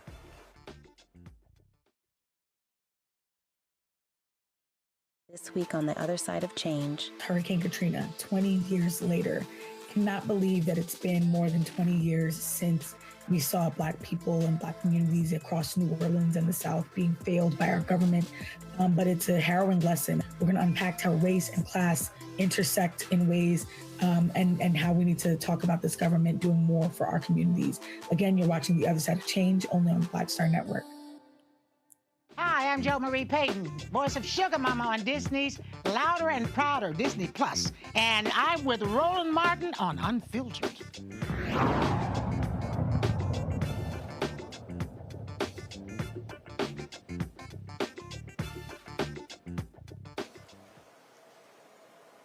All right, folks, Larry Ellison's son, using his dad's money, bought Paramount CBS. Now, that same company, literally, that merger just went through. Now, Wall Street Journal's reporting that they're going to put in a massive bid to buy Warner Discovery, the parent company of CNN. Now, Warner Discovery, led by David Zaslav, they announced they're going to be splitting the company into two companies. But these folks, they want to buy the company in its entirety. Now, here's the whole deal here. Historically, it's critically important, historically, federal regulators would not allow a merger when you're talking about fewer competitors. So Paramount owns Paramount Pictures. They will be buying Warner Brothers. Both are major movie studios. But this is Donald Trump. We've already seen what's happening. Now, report just came out. Larry Ellison is now the richest man in the world. That's right, he surpassed Elon Musk. Larry Ellison, of course, founder of Oracle. Trump is going to let them also take over TikTok. So let me paint this picture for you so you understand. And Greg, I'm going to go to you first. I need people to understand that, and what these folks have been doing, what they've been doing is doing the bidding of Donald Trump. The FCC commissioner, the FCC chair said, get rid of DEI. They did it. They just hired an ombudsman for CBS who has no media experience, and he has expressed fealty to Donald Trump. That's who they hired. They're talking about cutting a deal and buying Barry Wise, her media company. She's a right-winger who left the New York Times. Guess what? And giving her editorial control over CBS.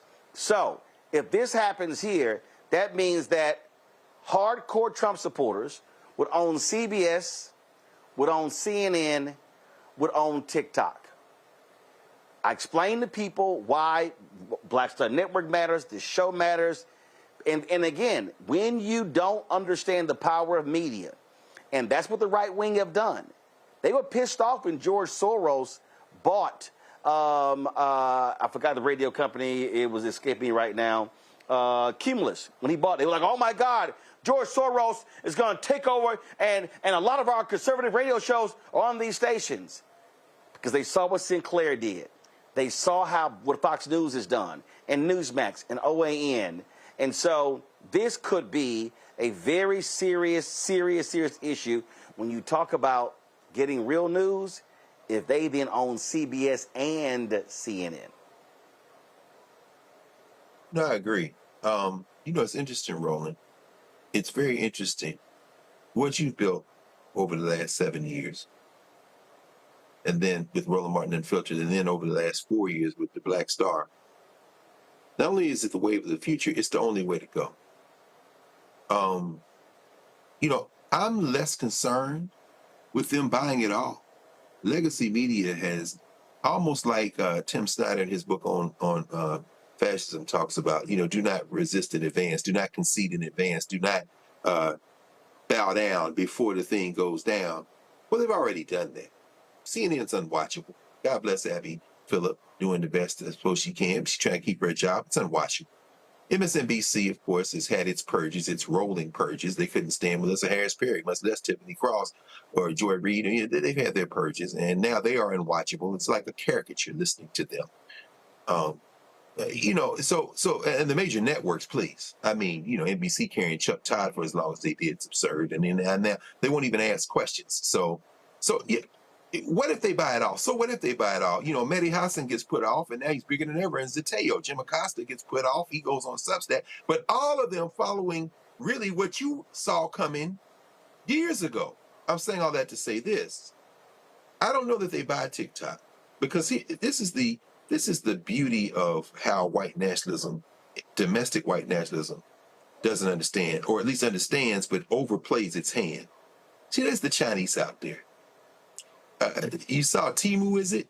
They made a carve-out exception to allow them to continue to ship. Why? Because China's got the second economy in the world. You know what they're concerned about right now? I mean, they got a real estate real estate bubble, and they got some, heating in their national economy, and they got the state investments, and they got to worry about some of that stuff. But one of the biggest fights they're having in China right now is the electric vehicle fight. Why? Because the innovation is coming so fast and so furious, led by, of course, BYD, the big monster that ate Tesla's lunch in Europe and has continued to eat all over the world. Not the United States, of course, you can't get one, can you? But their big fight now is the innovation is coming so fast that the damn prices for the electric vehicles are dropping so fast that the Chinese are worried about the fact that this is a problem. The cars are too cheap and they're too good. I'm saying all that as a backdrop to this. Young people don't watch CNN. Young people don't watch MSNBC, ABC, NBC, or CBS. Young people be on them phones and be on them screens, and they use the hell out of TikTok and Instagram and all that other stuff. And if these fascists take TikTok some kind of way, and I think China will have a word to say about that, even as you say, this guy from the Hudson Institute that they put as the ombudsman of CBS was defending Taiwan and some stuff when he was at the Hudson Institute. But even if they take it over and turn it into a fascist platform, you know how quick these kids going to abandon TikTok and go to something else? The problem these fascists have is that fascism is always defeated when enough people decide that they've had enough. And they're trying to get this thing to the finish line as if there's a finish line as fast as they can, but they don't understand the forces working against them, or they think somehow they can overcome them. This is a wait and see kind of thing, but if Ellison buys it, man, you done wasted your damn money because anybody watching that ish. The thing that is concerning here, Tim, is that when we talk about the social media platforms, many people said 2-3 months before the election how TikTok had changed. They can alter the algorithm at any time. We see Elon Musk does it as well. Mark Zuckerberg has been doing it. This is one of the reasons why we have been pushing fan base on here for folks to join the fan base. So if you had 1 million followers, you can actually reach 1 million followers. You wouldn't be throttled. You wouldn't see those things along those lines. And that's the real concern here. But with this media consolidation by the right wing, it literally is about controlling the mechanism through which to communicate to people, the pipelines, how to reach them. And I was at a conference earlier this week, and I was imploring people to understand, folks, it's called mass media for a reason. You can have a town hall, you can have a gathering, you can have a Zoom call, but when you have the ability to communicate to people every single day, every single hour, every single minute, every single second, then you can truly affect, first of all, you can affect to create an effect of the hearts and minds of folks.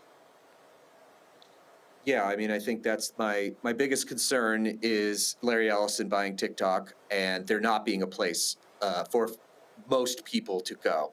All of our social networking apps have algorithms, and all of them are owned by essentially right-wing billionaires. And I think the left has to get really serious about this alternative media. I mean, like Roland, you've been doing this longer than anybody, and I hope anybody who's listening is donating to you, because we frankly need you to be 100 times bigger than you are, and we need 100 other people to be 100 times bigger than they are. Because you're right, like the media consolidation is a very scary thing. Putting Barry Weiss in charge of political content on CBS News, and they're paying her $200 million for free press, which is basically a glorified Substack. I mean, it's clear, like you're right, like they aren't doing this necessarily for the revenue, they're doing it for the power, and then the revenue will come after that. But that's why we need, on the left, we need people to come together and fund progressive media, all different types of it, because we need to reach those audiences when those algorithms get jerked around like they did before the election last year. It's a real problem, and that's why we have to stand up these media properties ourselves, because no one else is going to do it for us, and otherwise Republicans will dominate, and there will be nothing that we can do about it. Nola. I agree, Tim. You know, I have a small little show, you know, Nightcap on the Persist Network, which is run by women, powered by women, and we are having a hard time not just breaking through the algorithm, but finding funding. You know, our entire purpose is to counter the manosphere, but it's very hard to do that when you don't have the resources. But luckily, we have so many women in our network that, for instance, my show, I get great women, you know, to talk to and interview, but we haven't been able to break through. But, you know, I want to go back to something that Greg said. You know, the way that propaganda works and the way that it works inside of fascism, you know, it's across sectors. So while young folks don't have their eyes on MSNBC and CNN, it is layered conditioning, it's layered propaganda. So you have their parents, their grandparents who are tuned into Fox News all day, who are listening to certain things, right? They're talking about it in the home, right? And then now you have this lean towards the right in entertainment. You know, you go on Netflix or you go on Amazon, there are movies that are pro-Trump folks, these very pro-American, you know, this kind of return back to 24 style TV shows about DHS and the FBI and all these things. So it's layered. It's not just about CNN. It's not just about MSNBC. Yes, it's about the TikToks. It's about social media. It's about what's being talked about at home. It's about what movies you are seeing. It's about the Sydney Sweeneys and, you know, the American Eagle and her jeans. It's propaganda, and it's in every single sector. So while the young folks may not be seated in front of those, you know, corporate media channels, it is part of a layered strategy, and that is how propaganda spreads. And so that's my worry. I've even heard conversations, you know, change on the different campuses that I'm in among, you know, young folks. And even going back, you know, to Charlie Kirk, he had a hold over young people. You know, this 31-year-old man, he was definitely moving the, not even conservative movement, because this is beyond conservatism. This is something else. He resonated with them, right? Through the rallies, which is a huge part of the propaganda piece, right? These rallies that are almost billed like festivals. So you have all of this and all of but the media, right. But the media, the reason first of all, having an organization is one thing. The media piece is totally different, because what you're now seeing is, again, I need people to understand what we're talking about here. You have Paramount, CBS, Paramount Plus, the streaming service, but then if you talk about Warner Discovery, you're talking about Discovery and all other cable channels as well. And we've already seen where when Donald Trump says jump, Paramount Skydance goes, okay, how high, how many times? So that's what I think people need to understand. The tentacles here are wide and deep. When you talk about multiple, you know, you got Discovery, you got TNT, you got TBS, you got CNN. So the bid they're going to be putting in is for all of it. And so that's really what I'm trying to get people to understand. What is at play here? To understand, and then of course, remember, TikTok was supposed to be shut down. Donald Trump has been extending this thing incessantly, and again, people are essentially saying he is going to position it to where Larry Ellison is able to own it. And so now all of a sudden you have that platform. And so all these things are happening. I just want people to understand what media is huge. Media plays a massive role in shaping people's viewpoint on so many issues. So whether it's legacy media, whether it's television, whether it's broadcast, cable, whether it's radio, billboards, advertising, now digital, movies, you name it, it is absolutely massive. I got to do this real quick, y'all. So I got to do this real quick. Target. The boycott Target continues. They thought, hey, we're going to hire some black people, some black influencers. They got Kai Cenat and other people, you know, doing stuff in their stores. They thought, man, Back to school, man, we're going to be back in business. Oh, foot traffic declined for the 7th consecutive month in August. Now, a national teachers union has joined the boycott. That's right. Data from Placer.ai says Target foot traffic dropped 3.3% year over year. The week beginning August 25th, which included the Labor Day weekend, saw an even sharper decline of 4.6%, marking the retailer's steepest weekly drop in 7 weeks. Also on Labor Day, the American Federation of Teachers and the Chicago Teachers Union announced they were joining the boycott. It comes in response to Target scaling back a lot of its debt, diversity, equity, inclusion initiatives earlier this year. And let me check, because I checked yesterday, because I got a phone call on this, and I checked yesterday. Target stock is up. But yesterday, Target stock had not been that low, y'all, in 5 years. Matter of fact, where it is now, if I'm looking right here. So on September 11th, 2020, Target stock was $147.65. And then it went as high as $261, and then it dropped, to $147 on July 8th, 2022. Then you had more drops, and then it went all the way down to a low of $107 on $107.23 on October 27th.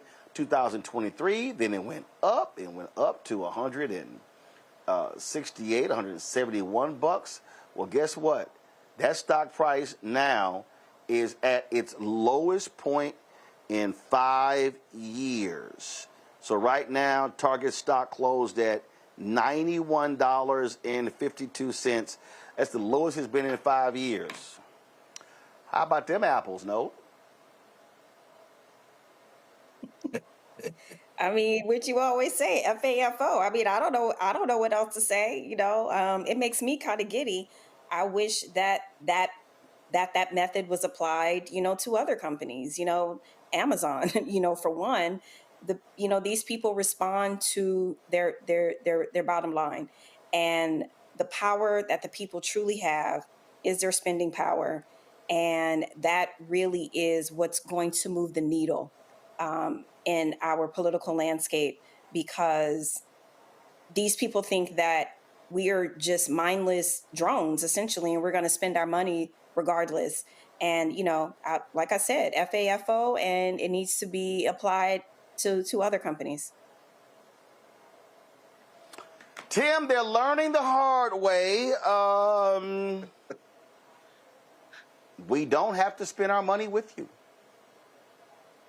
No, and I think that going after corporations that are doing the bidding of the Trump administration is probably a very effective way to enact change. And I think that the most insane thing about the whole DEI thing is that it has been proven time and time again that DEI is good for the bottom line.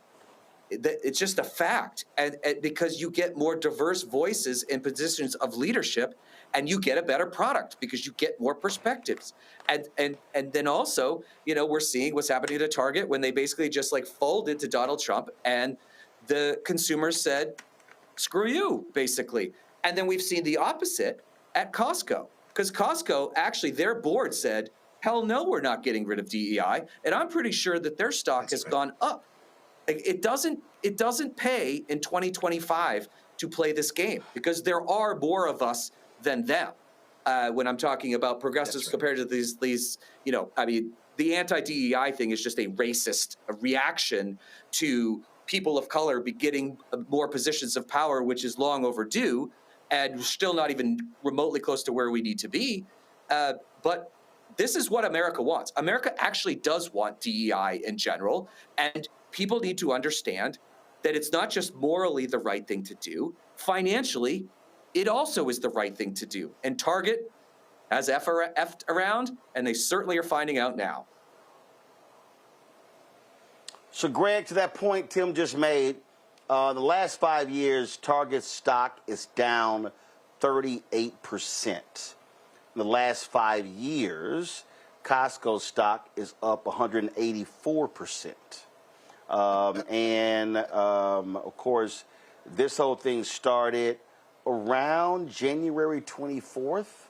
That's when Target announced the DEI. Costco stock was $939.68.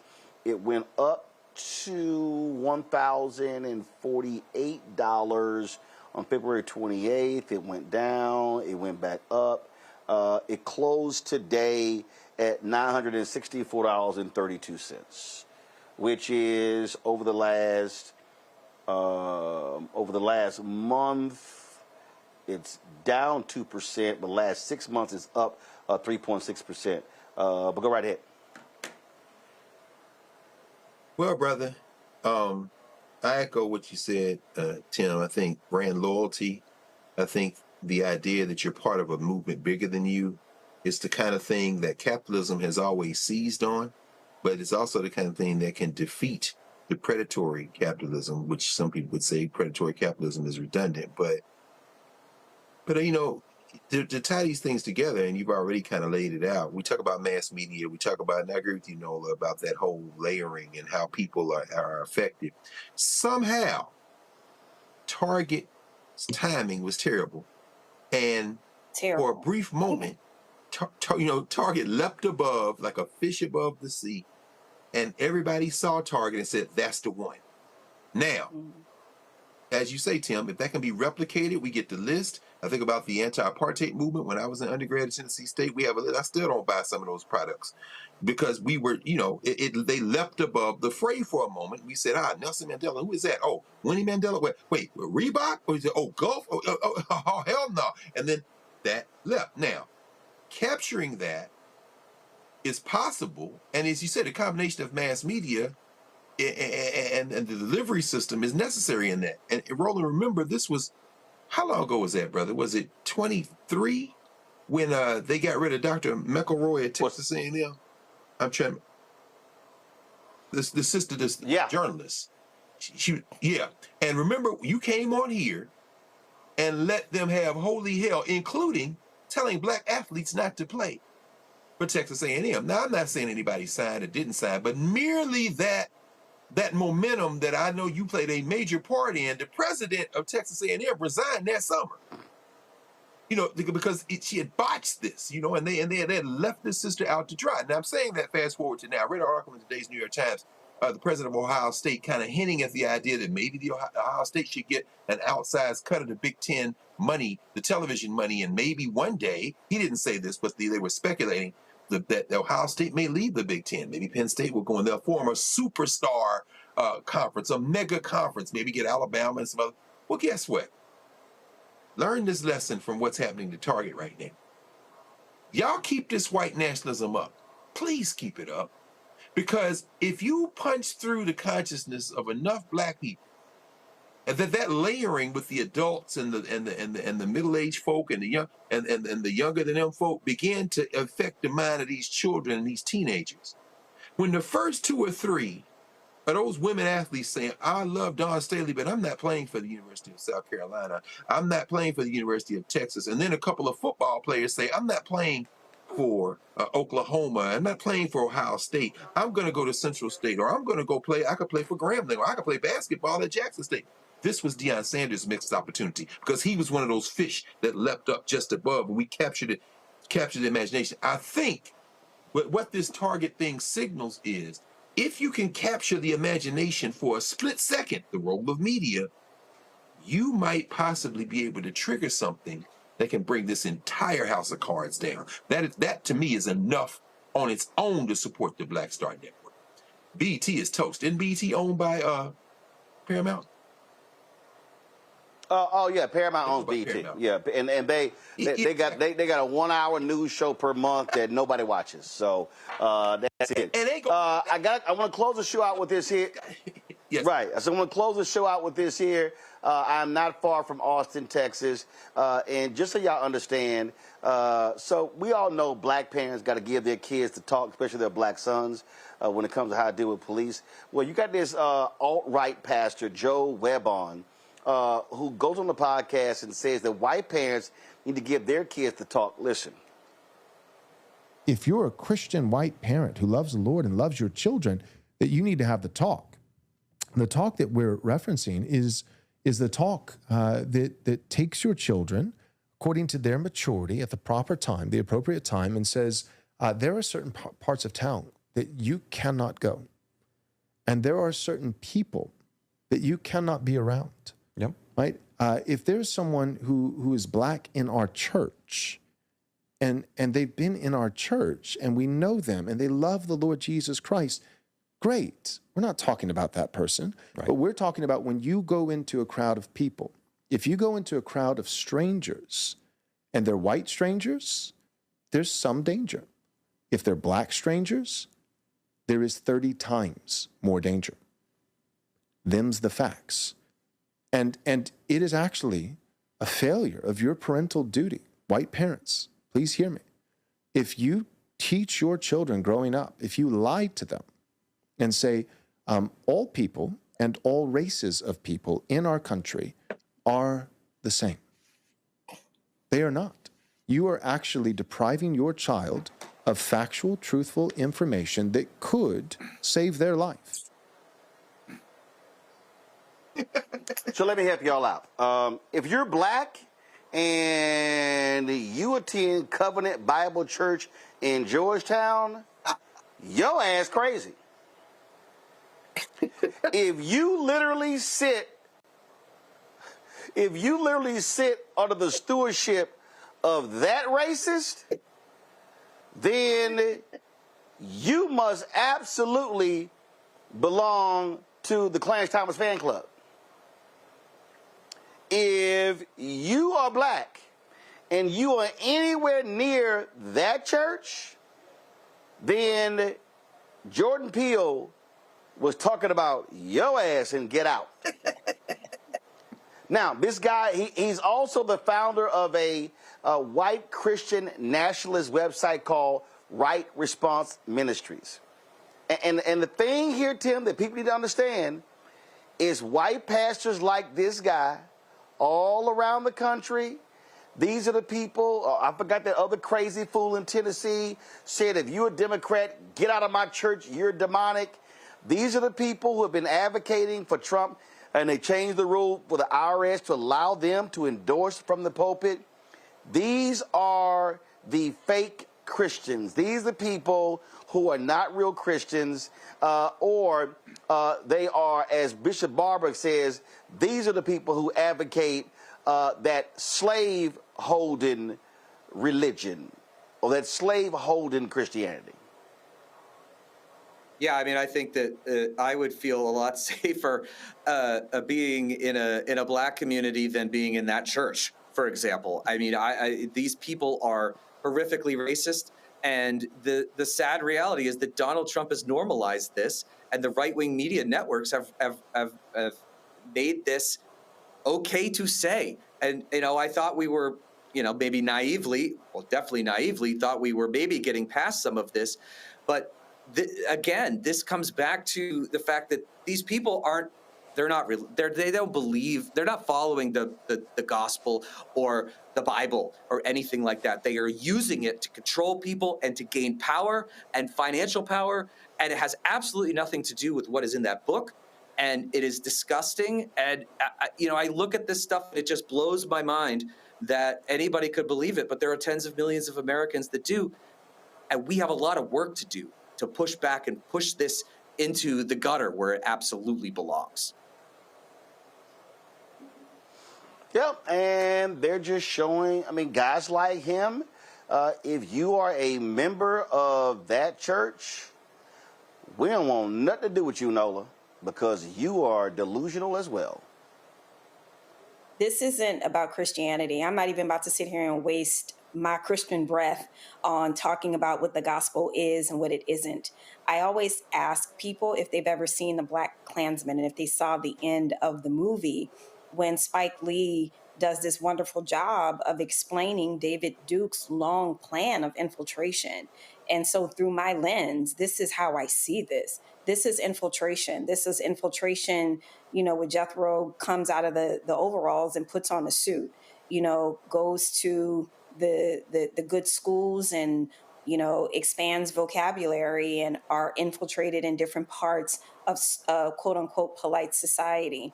Even though his delivery was calm, as if, I'm relatable and I'm the sensitive guy. I'm not trying to be a racist.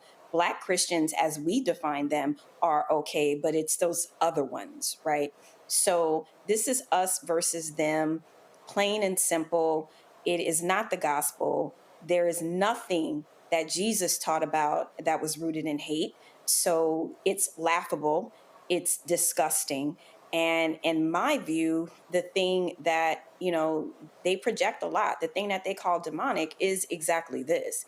You are using the word of God and you are turning it and twisting it into something gross and detestable. But before we go, Roland, I want to say, one thing.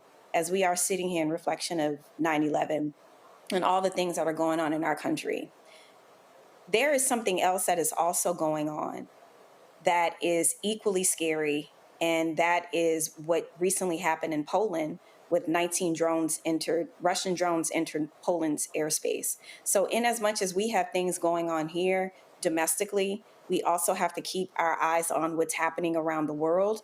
And Hitler in 1939 invaded Poland in September.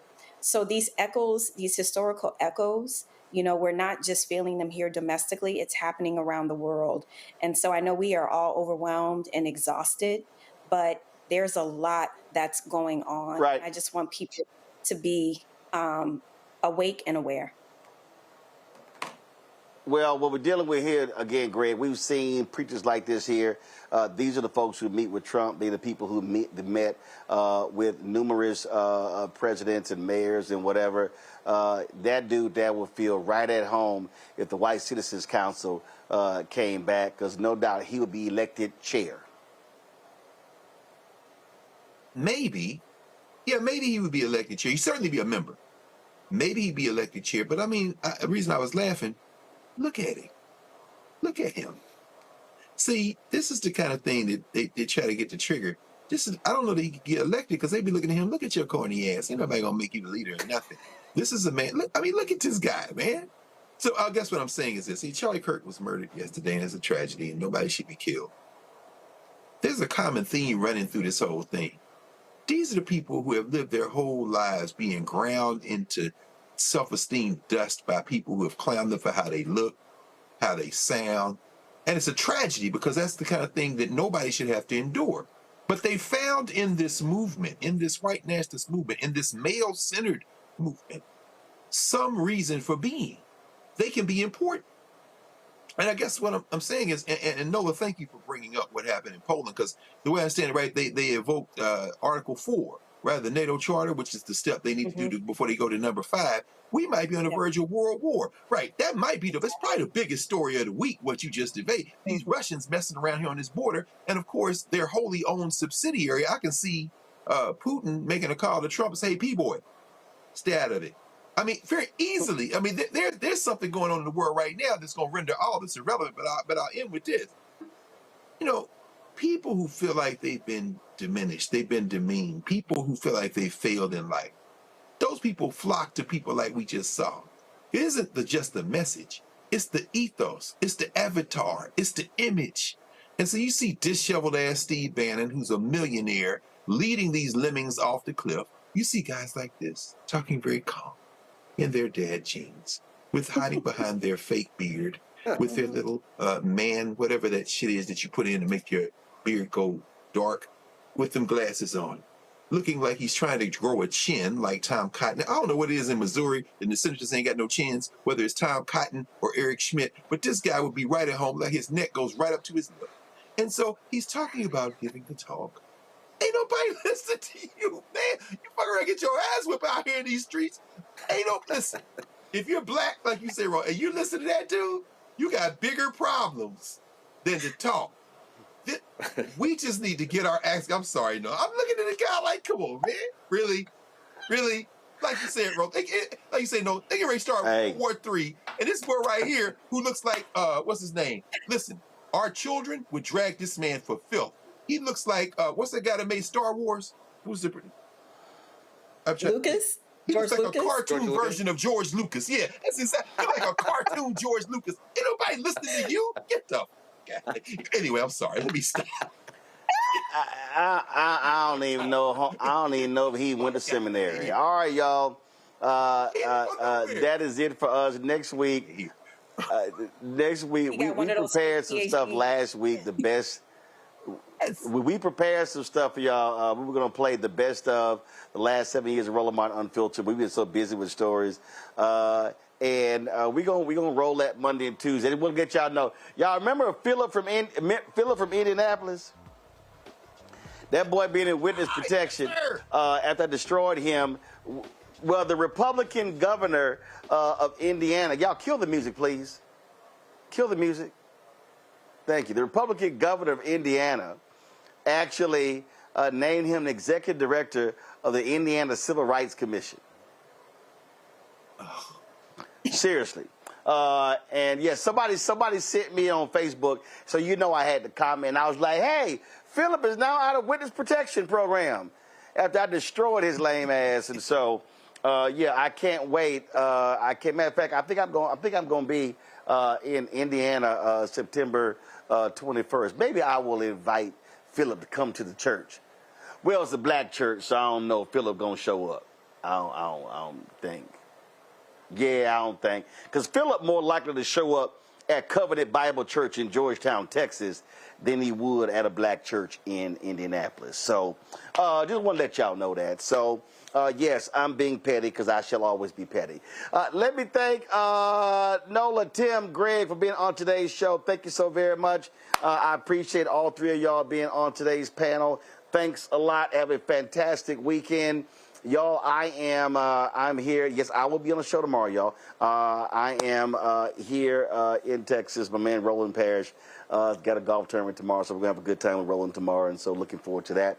But, folks, that's it for us. Do me a favor. Join our Bring the Fuck fan club. Your dollars really make it possible to do the work that we do. It's critically important. We are about black-owned media, but we are centered. We're not asking anybody's opinion when it comes to the stories that we want to talk about.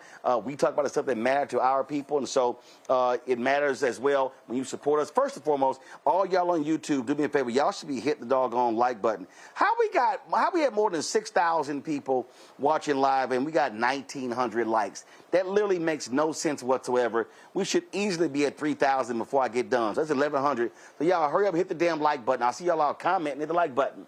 All right, folks, support the show. Use the Stripe QR code. You see it right here. The goal is to raise $1 million between now and December 31st.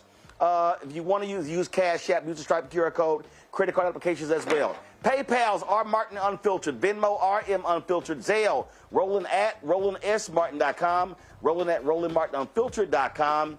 PayPal, again, R Martin Unfiltered. Venmo, RM Unfiltered. Zelle, Roland at RolandSMartin.com. Roland at RolandMartinUnfiltered.com. Checks and money order. Make it payable to Roland Martin Unfiltered. P.O. Box 57196, Washington, D.C. 2003 7-0196. Download the Black Star Network app. Apple phone, Android phone, Apple TV, Android TV, Roku, Amazon Fire TV, Xbox One, Samsung Smart TV. Be sure to get a copy of my book, White Fear, of the Browning of Americas, Making White Folks Lose Their Minds, available. Bookstores nationwide. Get the audio version I read on Audible. You want to get our T-shirts? I saw y'all folks have been commenting on social media. They love me when I wear the shirts on the show. The one says, MAGA chose between woke or broke. They chose broke. That was the Anthony Scaramucci quote. We also got our hashtag, we tried to tell you, FAFO 2025 with Project crossed out. And, of course, the most popular shirt, don't blame me. I voted for the black woman. Get that at shopblackstarnetwork.com. You can also, of course, use the QR code. The QR code, you see it right there. And also, we got black-owned products. We've got great companies. Man, we've got popcorn, treats. We've got candles. We've got shirts. We got skincare products. all that stuff on our marketplace, shopblackstarnetwork.com. What y'all? Come on, y'all, give me a shot of the products. Come on, don't just show. Come on, we gotta start. Don't just show the graphic, y'all. Give me some products. Also, pull the website up, please. Okay, thank you very much.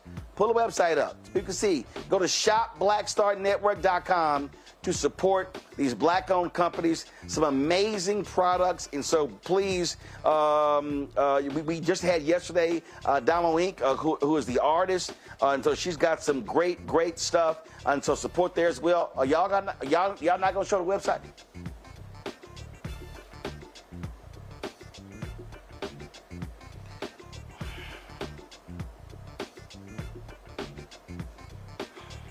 We're not going to have a shot of the products on my desk? I understand. We do this every day. No, I don't want to see the graphic. Show the products on the desk, please. We do this every day. Show the website.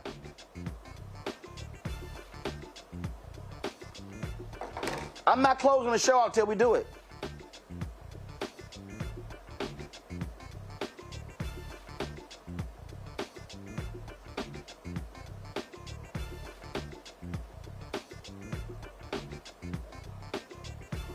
Well, I don't understand. We should have the lights on every day. We do this at the end of the show every day.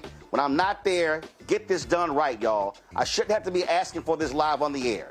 This is the website, shopblackstarnetwork.com. Y'all see the products on there. Those are the art pieces. We got other companies on there as well. We've got the candles that smell like your favorite desserts. We got all of that, okay? We got skincare products, all sort of stuff like that as well on shopblackstarnetwork.com.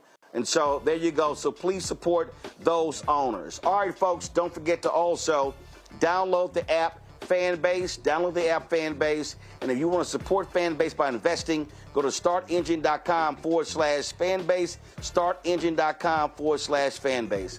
All right, that's it. I'll see y'all tomorrow right here. Roland Martin Unfiltered on the Black Star Network, live from Texas. Holla!